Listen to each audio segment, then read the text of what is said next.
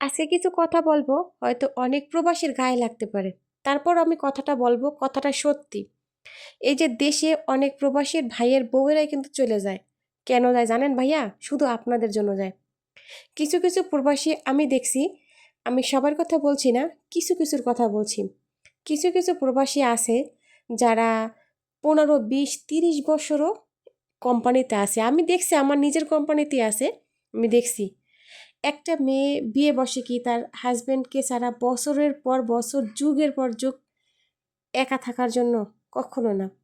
হ্যাঁ, কেউ কেউ আছে, এমনও কোনো কোনো প্রবাসী আছে যারা 5 বছর, 6 বছর, 7, 8 বছর হয়েছে দেশে যায় না। তারা এই প্রবাসের মাটিতে অন্য মেয়েদের সাথে অনলাইনে কথাবার্তা বলে। তারা যে কোনোভাবে তারা থাইকে যায় এখানে। হয়তো টাকার নেশায় থাকে, কিন্তু বাড়িতেও যদি বউটা আসে, ওইদিকেও কিন্তু খেয়াল রাখতে হবে।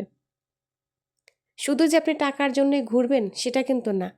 একটা মেয়ে যদি শুধু সংসার নিয়ে পড়ে থাকে, তাহলে তো তার বিয়ে বসার কোনো প্রয়োজন ছিল না। আর দুনিয়াতে কোনো বাবা মাই কিন্তু তার মেয়েদেরকে ভাত কাপড়ের জন্য বিয়ে দেয় না।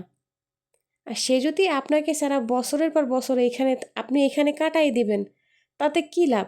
সে কিসের জন্য বিয়ে বসছে আপনার সাথে? সংসার করার জন্য। শুধু একসাথে থাকলেই শারীরিক সম্পর্ক কিন্তু সম্পর্ক না, বা তাকে কিন্তু সংসার বলে না। সংসারের ভিতরেও কিন্তু অনেক অনেক ভাগ আছে। তো আমি যতটুকু জানি, আমার এই প্রবাস জীবনের 6 বছরের অভিজ্ঞতা বললাম, যে আমি দেখছি অনেক প্রবাসী ভাইয়েরাই আছে এখানে 30 বছরও প্রবাসে। তাদের জীবনে কি আছে? জীবনে তাদের কি আছে না আছে? কোনো চাহিদা এখন আছে? একটা প্রবাসী আসে কত বছর বয়সে? নিম্নে 20 বছর বয়সে আসে। সে যদি 30 বছরই কাটাই দেয়, তাহলে 50 বছর বয়স হয়ে গেছে তার। প্রবাসে থাকছে, দেশে যায় কী করবে এখন? কি সংসার করলেন, কি জীবন উপভোগ করলেন বলেন? আল্লাহ যে দুনিয়া পাঠাইলো, কি উপভোগ করলেন বলেন? তার থেকে যদি বিদেশ করতেই হয়, বিয়ের আগে 4-5 বছর বিদেশ করে যান, বা 6-7 বছর বিদেশ করেন। বিয়ের পরে একসাথে থাকেন দুইজন, অল্প খান, অল্প ইনকাম করেন, তারপরও ভালো, আলহামদুলিল্লাহ। আল্লাহ যদি আপনার রিজিক বাড়াই দেয়, তাতে আপনি অনেক কিছু করতে পারবেন। এত বছর বিদেশ থেকে নিজেও কষ্ট করতেছেন, বাড়ির যে মানুষটা আছে তাকেও কষ্ট দিচ্ছেন।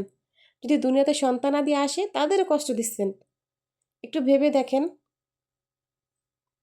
আমার কথাগুলোতে কেউ মনে কষ্ট নেবেন না। যতটা বাস্তব আমি সেটাই বলছি। যেটা বাস্তব, এটাই বাস্তব, এটাই হয়ে আসছে। আমি 6 বছর যাবৎ দেখতেছি।